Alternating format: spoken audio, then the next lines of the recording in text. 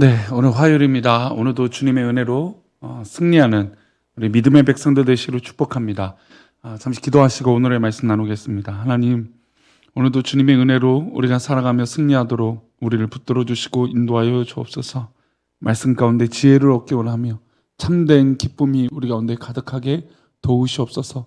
지키실 것을 믿사오며 예수님의 이름으로 기도합니다. 아멘. 네, 오늘의 말씀은 잠언 2장 1절에서 2절 말씀입니다. 제목은 어떤 사람이 지혜를 얻는가라고 하는 제목으로 말씀 나누겠습니다. 함께 읽겠습니다. 내 귀를 지혜에 기울이며 내 마음을 명철에 두며 지식을 불러 구하며 명철을 얻으려고 소리를 높이며. 아멘. 우리가 가끔 살다 보면 기분 나쁜 말들이 몇 단어가 있어요. 나를 막 힘들게 하는 단어들이 있죠. 근데 대부분의 사람들이 이런 말 들으면 좀 기분 나쁠 것 같아요. 아이고 무식하다. 무식하다라는 건 뭘까요? 알미 없다라는 거죠. 아는 것이 없다. 근데 아는 것이 없는 게 마치 죄인처럼 이렇게 놀리거나 평가해서는 안 될 거예요. 알 수도 모를 수도 있죠.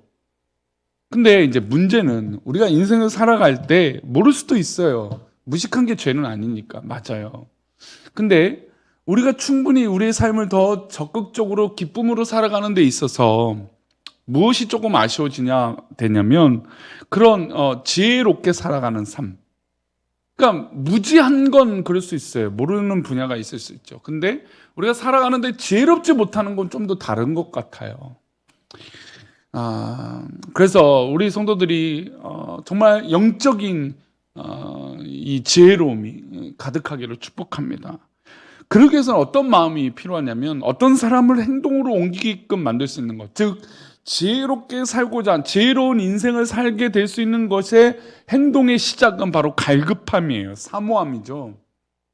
우리 성도님들이 무언가 갖고 싶다라고 하는 욕망이 생겼을 때 갈급해지죠. 나 저거 사야 되는데, 나 저거 필요한데, 우리 집에 저게 꼭 필요해 라고 하는 갈급함이 생깁니다. 그러면 그 갈급함에 따라서 무엇을 할까요? 행동을 하게 됩니다.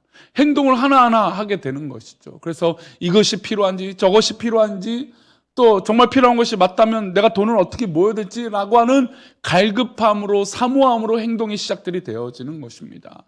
그러니까 지혜롭게 살아가는 사람들의 특징도 지혜를 사모해야 되는 것이죠. 그런데 어제 말씀 가운데 지혜는 훈련과 명철이라고 했어요. 근데 미련한 자는 이 훈련과 지혜를 멀리한다고 그랬어요. 다시 말해 하나님이 주시는 지혜로 살아가는 것이 우리에게 참 좋은 것인데 훈련과 또 어떤 그런 명철을 사모하지 않으면 우리는 지혜롭게 될 수 없다는 것에 결론이 내어지게 됩니다.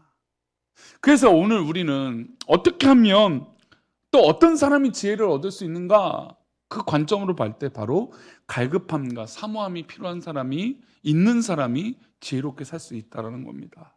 저는 우리 성도들이 전부 다 지혜롭게 되길 원합니다. 그런데 관심이 없고 별로 그러고 싶지 않다라고 한다면 그럴 수 없는 것이죠.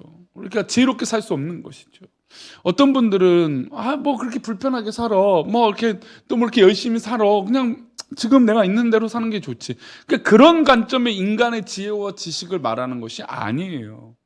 하나님을 알아가는 이 놀라운 지혜, 하나님께로부터 채워지는 그 지혜가 얼마나 놀랍고 큰 기쁨인데요. 저는 우리 성도들에게 이런 사모함과 갈급함이 일어나기를 축복합니다. 그런데 오늘 2장에서는요, 이런 지혜와 은혜를 경험하기 위해서는 노력이 필요하다는 것, 즉 갈급함과 사모함이 필요하다는 것이에요. 우리 2절과 3절을 보겠습니다. 내 귀를 지혜에 기울이며 내 마음을 명철에 두며 지식을 불러 구하며 명철을 얻으려고 소리를 높이며. 내 귀를 지혜에 기울이며, 노력이죠. 귀를 기울인다는 것도 노력이에요. 그리고 내 마음을 명철에 두는 것도 노력이에요. 기울이고 두려고 하는 마음. 그러니까 아무리 좋은 것이 있더라도 내 마음에 두지 않으면 움직일 수 없다는 걸 말씀드렸던 것처럼 우리 마음이 지혜를 사모하지 않으면 이렇게 행동으로 변화되지 않는 것이에요. 귀를 지혜에 기울이라고 했어요. 그러니까 기울일 마음이 있어야죠. 듣는 마음이 필요하죠. 우리 성도들이 설교를 듣는 마음이 있을 때 지혜가 가득하게 될 줄 믿습니다. 그런 이야기죠. 그리고 마음의 명철, 그러니까 모든 것을 빗대어 깨달아 알 수 있는 지혜로운 마음. 그리고 3절은 이래요. 지식을 불러 구하며, 그러니까 간구하는 마음. 그리고 명철을 얻으려고 소리를 높이는 거예요. 내가 또 하나님의 지혜를 얻고자 합니다 라고 하는 소리 지름이죠. 이것도 다 갈급함과 사모함에 따른 노력입니다. 사람들은 물론 뭐 저 또한 마찬가지지만 먹고 사는 문제에 대해서 마음을 많이 씁니다.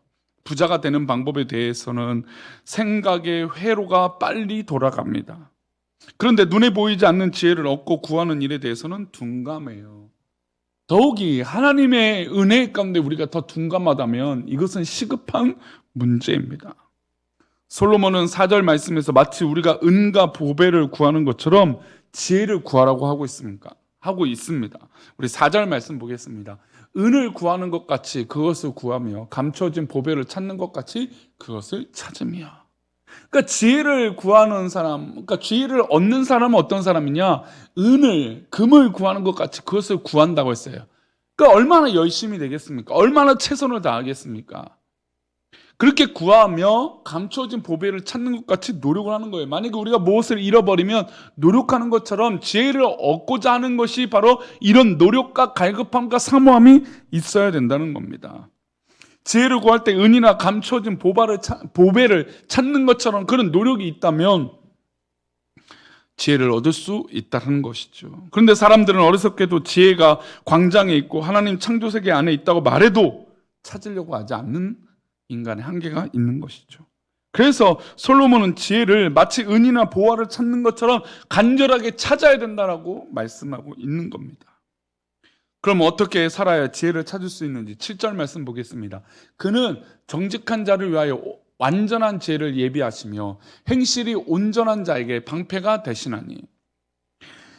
왜 우리가 지혜를 얻어야 될까요? 왜 지혜를 얻으려고 노력해야 될까요? 보세요. 정직한 자를 위하여 완전한 지혜를 예비하시며, 그러니까 하나님의 지혜를 찾고자 노력하고 사모하고 갈급한 마음으로 나아가는 자에게 완전한 지혜를 예비해 주신다고 했어요.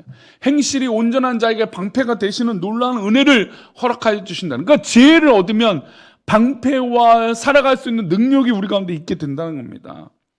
세상은 가끔요 적당히 타협하라고 얘기합니다. 그게 지혜롭다고 얘기해요. 사람들과 악을 도모하는 일을 꾸미고 이쪽에서는 이런 말 저쪽에서는 저런 말을 하는 사람들을 좋아합니다. 그런 사람들을 지혜롭다고 말하고 처신에 능하다고 칭찬해요. 하지만 하나님께서는 완전하고 완벽한 지혜를 얻기 위해서는 정직하라고 말씀하세요. 여기서 말하는 정직은 우리가 생각하는 도덕적인 정직보다 훨씬 높은 거예요. 어떤 것입니까? 바로 하나님의 말씀을 따라가는 것이 정직이기 때문이에요. 인간의 의지에 따라 살아가는 것이 정직이라면 사람마다 기준이 다 달라요. 그러나 하나님의 말씀이 정직의 기준이 되면 모든 인류가 공평해져요. 하나님께서 아브라함에게 뭐라고 말하셨어요? 가나안 땅에 가라고 말씀하셨어요. 그리고 그 땅을 지키라고 말씀하셨어요. 근데 이 가나안 땅에 가뭄이 오니까 애굽 땅으로 아브라함이 피신을 갑니다. 그러면 누구의 말씀을 어긋난 걸까요? 하나님의 말씀을 지키지 않는 것이죠. 바로 정직의 기준은 바로 여기에 있어요. 지혜의 기준은 여기에 있어요. 하나님 말씀을 찾고 강구하고 지키려고 하는 노력들이 바로 하나님 뜻 가운데 은혜 가운데 지혜롭게 방패가 되어주시는 놀라운 은혜가 있다는 겁니다. 근데 아브라함이 그것을 기다리지 못하고 애굽으로 갔더니 어떤 일이 벌어집니까? 애굽 왕 바로가 아브라함 사라를 탐내니까 누이라고 거짓말하고 뭐 이런 이야기들이 막 계속 드러나게 됩니다.